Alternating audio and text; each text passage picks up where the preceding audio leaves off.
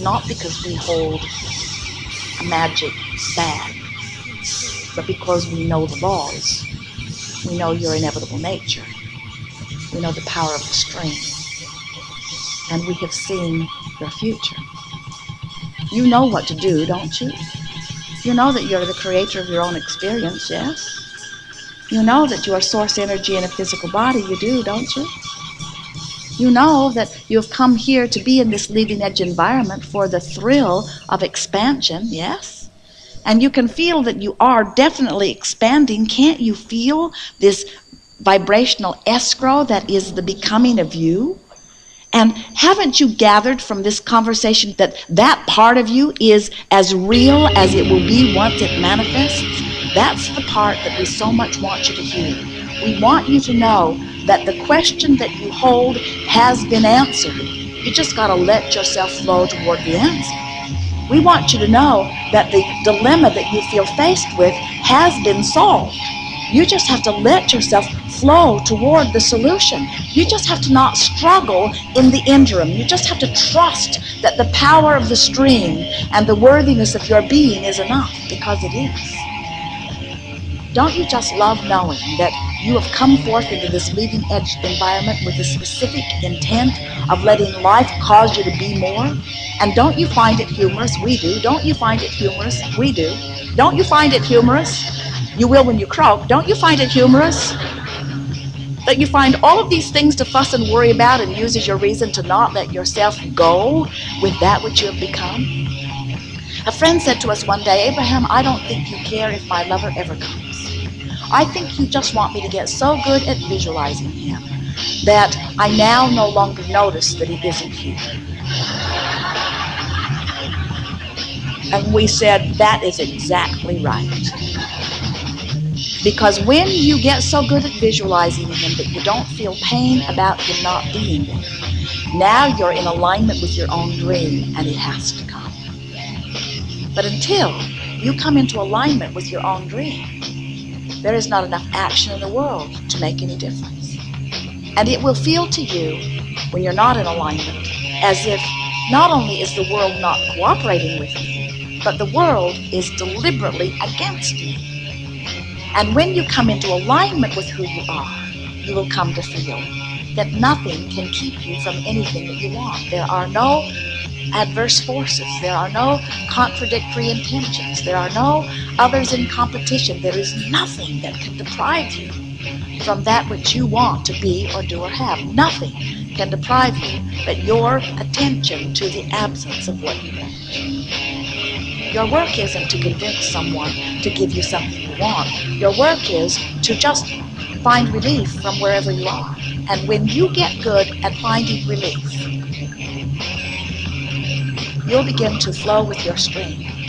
And these things that have been downstream, waiting for you to queue up with them, will begin to connect with you at such extraordinary persistence that people who are watching you will wonder what in the world has happened with you. They will begin to describe you as those who barely begin to speak what you want, and it seems that heaven and earth begin moving toward the fulfillment. They will describe you as those who, no matter what is happening, are always able to maintain your emotional balance. They will describe you as those who are always optimistic, even in pessimistic circumstances. They might even call you Pollyanna. But what they will definitely begin to notice about you is that your life is working in extraordinary ways.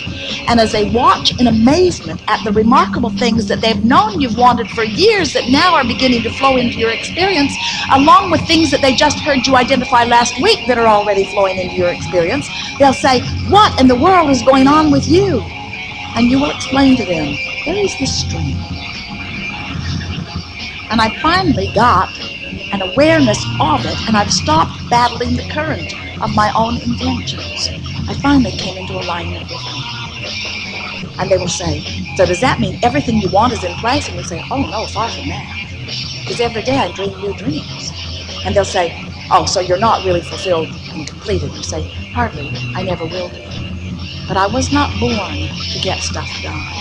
I was born to dream it and then move toward it. I didn't come to manifest a woman. I came to want her. It feels so good to want her. It feels so good to want her and so bad to believe I can't have her. But wanting her is what I really wanted. And finding her would be delicious too. But so much deliciousness in the wanting. Wanting in belief is life-giving. Wanting in doubt is poor. And now you know. You have the choice. We are exhilarated about what's downstream for you. We've seen it. It's good. It's going to knock your socks off when you allow yourself to float in the direction of it at first. But by the time it's ready to manifest, its soul will feel like the next logical step that you'll say, oh, there you are. I knew you were there. I could feel you. There is great love here. And for now, as always, we remain eternally and happily in Jesus'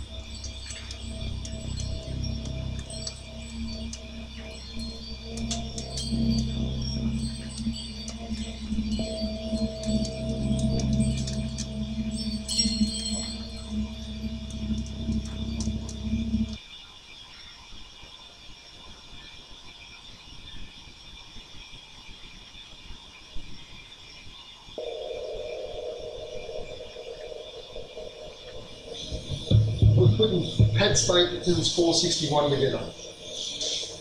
Little combo that we put together for the street cars. They like to use like their 800 horsepower to go street racing. And they go to the track and run a 9-second pass in their 3,700 pound car. They make good torque, make plenty of power on pump fuel. And this one's got a new cam program, so we don't know if it's going to be better or worse yet, but it should be better.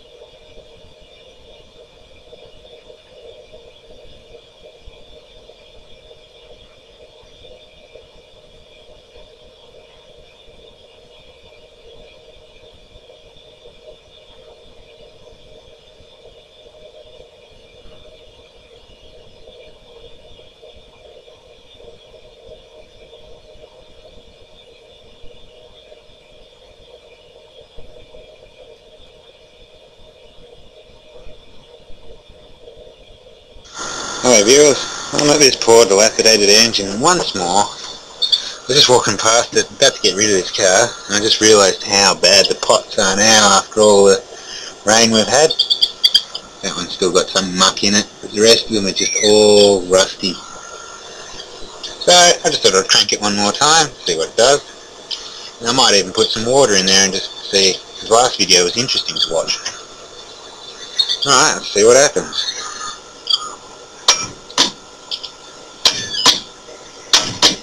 Ooh, she's seized. See if I can get it unseized. Oh, that can't be good for the ring.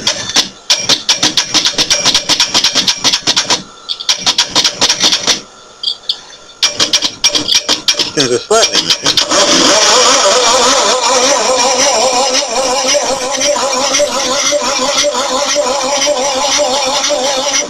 Oh, she's tight.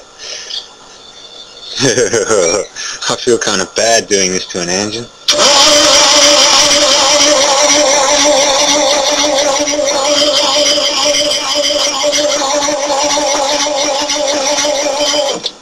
Well, that's a Mercedes for you. It unseized itself. There's no ring left in the bore either. Well, thank you for watching.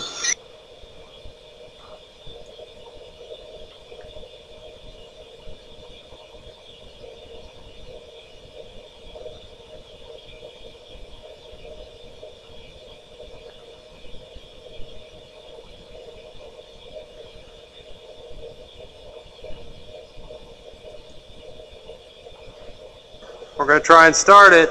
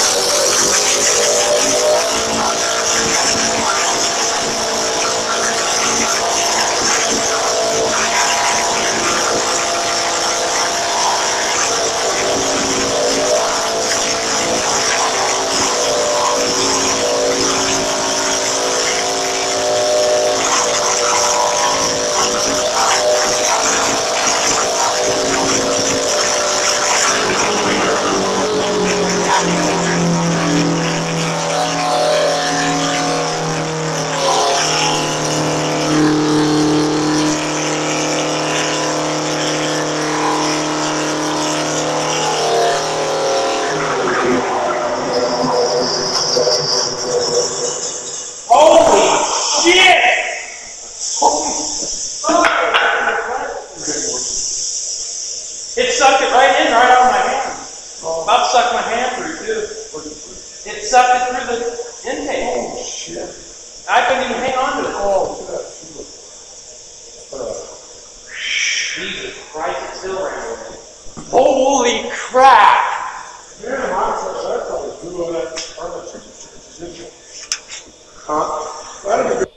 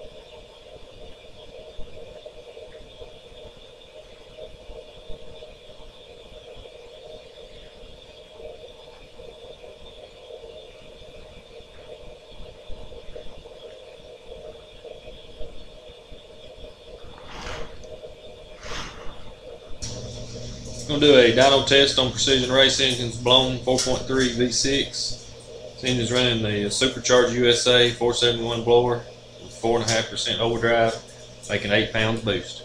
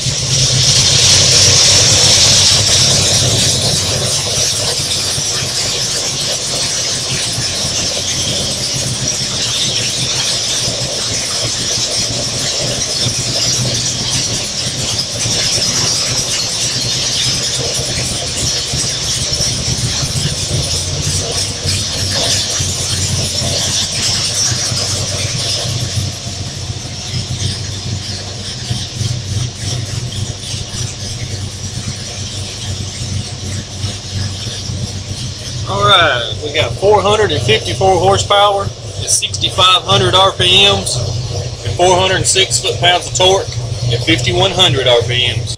Alright, we got 454 horsepower.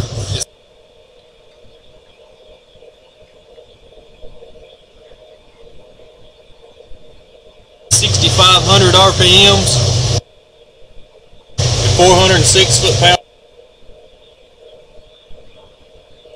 of torque at 5,100 RPMs.